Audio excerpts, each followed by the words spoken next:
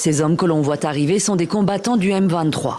Ils sont nombreux à être déployés ici, sur cette frontière stratégique, aux côtés des militaires rwandais. Des soldats bien armés, reconnaissables aux écussons qu'ils arborent sur leurs uniformes. Au poste frontière, les va-et-vient continuent. Un flux d'hommes, de femmes et d'enfants quitte la RDC et passe au Rwanda. Ici, c'est entre autres le personnel de la Banque mondiale. Mais les civils ne sont pas les seuls à quitter Goma et ses environs. Plusieurs dizaines de soldats roumains appartenant à une société militaire privée sont aussi à Gisenyi. Des paramilitaires contractés par Kinshasa en appui de l'armée congolaise. À quelques kilomètres de là, à Goma, règne un calme précaire. Le sort de la ville semble scellé ce mercredi. Les combattants du M23, soutenus par l'armée rwandaise, en occupent désormais la quasi-totalité. Ce que vous avez entendu, ce qui se passe à l'est du Congo, ça peut paraître loin, mais savez-vous que l'Europe y joue un rôle direct et mortifère? Alors commençons par le début. À l'est du Congo, au Kivu, la frontière avec le Rwanda, la guerre a causé environ 6 millions de morts. Certains estiment d'ailleurs que la moitié de ces morts seraient des enfants, imaginez-vous. Alors aujourd'hui, on parle surtout du groupe dit rebelle du M23 qui déstabilise la région. Et en fait, avec l'aide du Rwanda, ce groupe occupe aujourd'hui une partie du territoire congolais. Et le rôle du régime rwandais est fondamental. Les Nations Unies ont constaté que le Rwanda ne livre pas seulement des armes ou de l'argent, mais a même des soldats sur place. Le secrétaire général des Nations Unies, Antonio Guterres, a d'ailleurs appelé le régime rwandais de Kagame à cesser de soutenir le M23 et à se retirer du territoire de la République démocratique du Congo.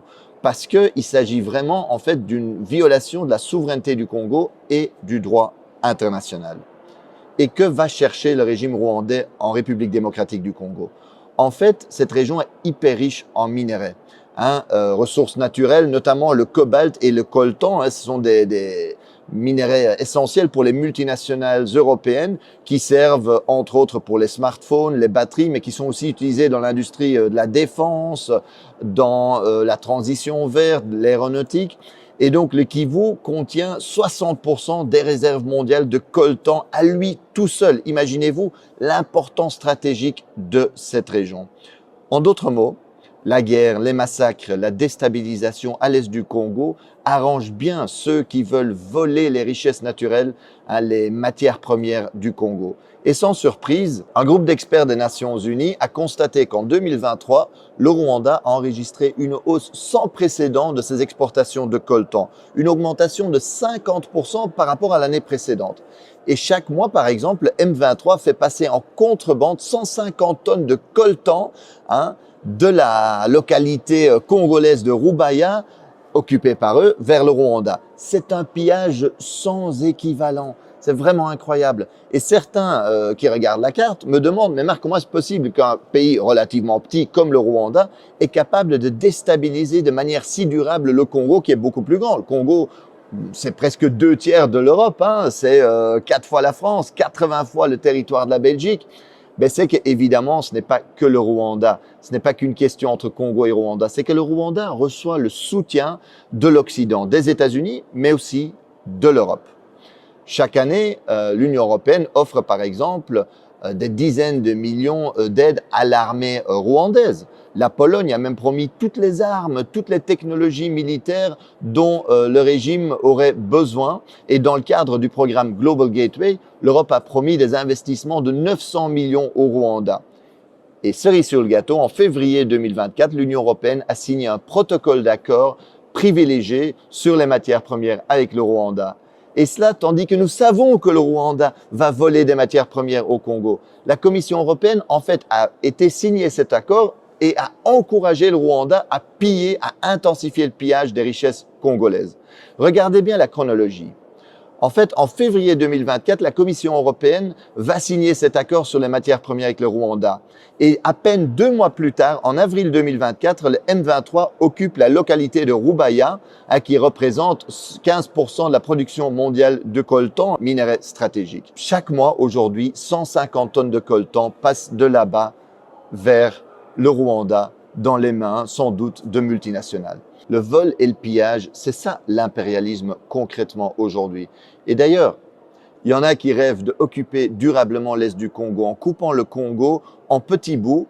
C'est ce qu'on appelle communément la balkanisation, pour mieux voler les richesses et les ressources du Congo au profit des multinationales occidentales. Dans le Financial Times, l'expert Jason Stearns est clair. Cette guerre pourrait se terminer relativement rapidement. Il rappelle qu'en 2012, en fait, le M23 avait été battu. Et ce n'était pas seulement à cause de l'action de l'armée congolaise et de ses alliés du Sud, qui avaient battu militairement le M23. C'est aussi parce que les soutiens internationaux du régime rwandais avaient suspendu son financement.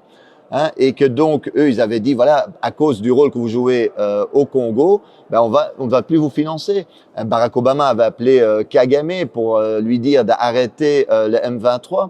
En d'autres mots, si l'Occident aujourd'hui ne sponsorisait pas cette guerre, elle pourrait prendre fin très rapidement. Et on aurait pu éviter déjà beaucoup de ces morts, beaucoup de ces victimes innocentes aujourd'hui en Congo.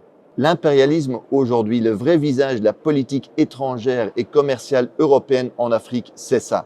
Et quand la Russie envahit l'Ukraine, l'Union européenne parle du droit international, à juste titre. Mais quand son allié rwandais viole la souveraineté congolaise, commet des massacres, elle soutient. Comme quand Israël occupe la Palestine, le Liban, la Syrie, l'Union européenne se range du côté de l'agresseur.